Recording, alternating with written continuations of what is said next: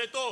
ամբյոնը տաքացել է, էներգիան, լեփլեցուն է այստեղ եւ մենք խոսքը փոխանցում ենք մեր թիմի սկզբունքային, հետևողական եւ փորձառու գործիչներից մեկին, դաշինքի անդամ Լիլիա Շուշանյան։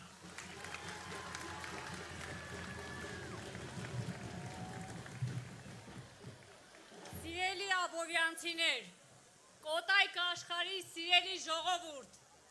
իմ գործընկերները այսօր շատ խոսեցին կեղծիքից, ստից, ես միայն մի բան կավելացնեմ,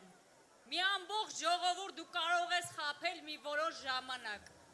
այդ ժողովրդի մի փոքր հատվածին դու կարող ես միշտ խաբել, բայց ողջ ժողովրդին միշտ խաբել հնարավոր չէ, ու այսօր եկել է ճշմարտություն ընտրելու ժամանակը, ու միակ ճշմարտությունը Հայաստանում, դա այն է, որ պետք է ունենանք ուժեղ Հայաստան։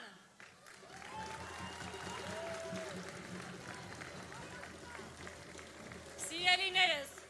արդեն 8 տարի մենք լսել ենք բազում սուտ խոստումներ, որոնք որ լրիվ հակառակն են իրականացվել։ Մենք հանձնեցինք ոչ միայն Արցախի 5 շրջանը, ոչ միայն Լաչին Քարվաճառը, մենք հայաթափեցինք ողջ Արցախը, օկուպացվեց Հայաստանի Հանրապետության տարածքները,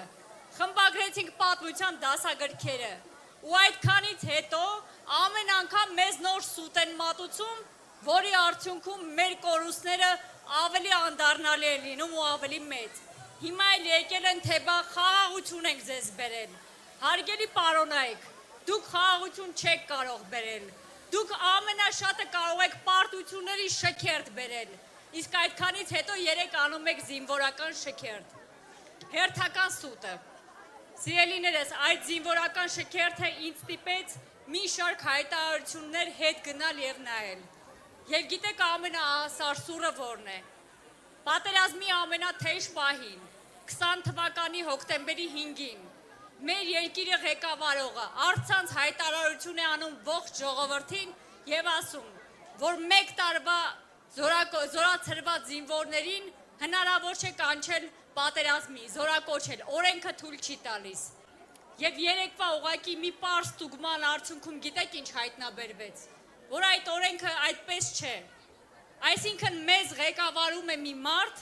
որ ամենաօրհասական, ամենաճակատագրական պահին անգամ գիտակ չի իր օրենքներից, նա անկարող է, առնվազն անգիտակ է, և եթե իմ խոսքերը ճիշտ չեն, թող հենց այսօր պաշտպանության նախարարը հերքի և ասի, որ այդպիսի բան չկա։ Սիրելի ժողովուրդ, մենք պետք է հունիսի 7-ին ազատվենք անկարողներից, մեր ազգային անվտանգությունը խաթարողներից, մեզ ամեն անգամ իրենց նոր ստերով և նոր կեղծիքներով, նոր անվերադարձ կորուստներ բերողներից։ Եվ ունենք պատմական պահ, հունիսի 7-ը ճակատագրական ընտրություն է, հունիսի 7 ուղղակի իշխանության փոփոխության ընտրություն չի։ Ես ինքս երկար տարիներ աշխատել եմ պետական համակարգում և երբեք քաղաքական հարթակներում չեմ եղել։ Բայց այսօր կանգնած եմ այստեղ, որովհետև մենք ունենք հայրենիքի գոյության խնդիր և հունիսի 7-ին ունենք մի պարզ հնարավորություն, միգուցե որ հետո էլ չունենանք, համախմբվել մի մարդու կողքին, ով որ թե հայրենասեր է, թե ազնիվ է և թե կարող է և իր ազգին չի նետում հերթական արկածախնդրությունների։ Ուրեմն սիրելի ժողովուրդ ու սիրելի ազգ, հունիսի 7-ին գնում ենք փոփոխության, գնում ենք հայրենիք պահելու, գնում ենք համար 3-ը ընտրելով, ուժեղ Հայաստան, համար 3-ի հետ, որն է փոփոխության համարը, համար 3, շնորհակալ եմ։ Շնորհակալ ենք, իսկ ով է լինելու ուժեղ Հայաստանի առաջնորդն ու վարչապետը Սամվել Կարապետյանը, Սամվել վարչապետ։